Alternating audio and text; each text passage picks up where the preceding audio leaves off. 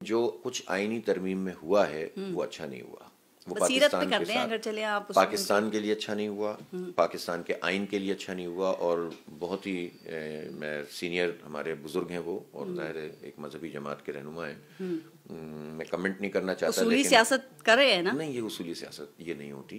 اصولی سیاست تو یہ ہوتی کہ یہ کہتے کہ ترمیم ابھی چھوڑو، اور جو سینیورٹی کی بنیاد پر ایک اچھا کام ہو گیا ہے پاکستان میں اس کو کنٹینیو کرو، اور اس وقت یہ ساری چیزیں جو ہے وہ جانے دو، بعد میں ہم بیٹھ کر تمام چیزوں کو دیکھیں گے کہ عدالتی نظام میں اصلاحات کیا ہو سکتی ہیں۔ اس پوری آئینی ترمیم کے نتیجے میں پاکستان کے عوام کو انصاف ملنے کے راستے کون سے ہموار ہوئے ہیں؟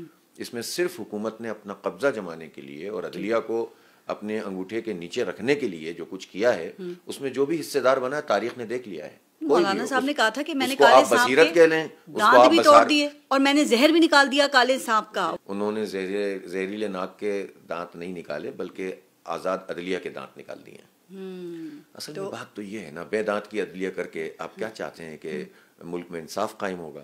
تو بہرحال ان کے پاس جواز ہوں گے موجود کہ اگر ہم یہ نہیں کرتے تو وہ یہ کر دیتے۔ میں یہ جانتا ہوں، میں کسی کی سیاست کی بات نہیں کرتا، ہر ایک کو حق حاصل ہے اپنی پارٹی اور اپنے موقف کو رکھنے کا۔ میں یہ جانتا ہوں کہ پاکستان کی آئین جو 1973 میں بہت مشکل سے بنا تھا، اور اس کی ایک اسپرٹ ہے، اس کی ایک روح ہے، وہ روح تباہ ہو گئی، اور بڑے پروسیس کے بعد یہ ہوا تھا کہ سینیورٹی پہ جج بننے لگے تھے۔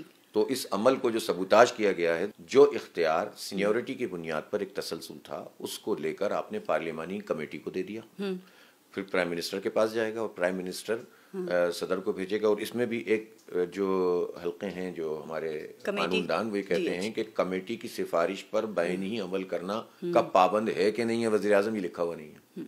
تو کبھی کبھی یہ بھی ہوگا پھر کہ کمیٹی کی ایک رائے آ بھی جائے گی، تب بھی وزیر اعظم اگر دوسری سفارش کرے تو پھر وہی اسی سپریم کورٹ میں جائے گا جس میں ججز لائن لگا کے بیٹھے ہوں گے کہ تو آتا ہے کہ میں آتا ہوں۔ تو آپ مجھے بتائیے کہ یہ کہ پاکستان کے ساتھ کیا ہو رہا ہے؟ یہ اچھا خاصا ایک سلسلہ موجود ہے، آپ اس کو اچھا اس کی انٹینشن کیا ہے آپ کے خیال میں؟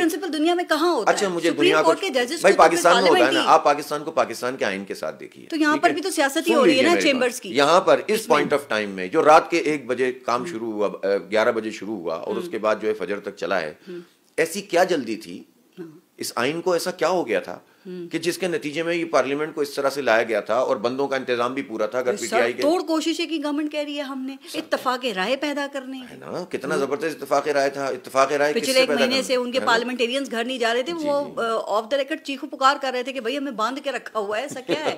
تو یہ آپ خود سمجھ لیں نا اس میں کہ اگر اتنی آئین کا مروڑ تھا کسی کو اور جمہوریت کی بالادستی کی بات تھی، تو یہ سب ہو کیا رہا تھا ڈرامہ؟ یہ کام 1 مہینے بعد بھی تو سکون سے ہو سکتا، لیکن آپ نہیں سمجھتے کہ اس بات کی ضرورت تھی؟ اس بات کی ضرورت تھی حکومت کو کہ ان کو اپنا وہ جج چاہیے جس کو اپنے انگوٹھے کے نیچے رکھیں، اور وہ جج چاہیے کہ جو سینیورٹی پہ نہ آئے، ان کی مرضی سے آئے، وہ جج چاہیے جس سے اپنی مرضی کے فیصلے کروائیں۔ صرف یہ انٹینشن ہے اور کچھ بھی نہیں ہے۔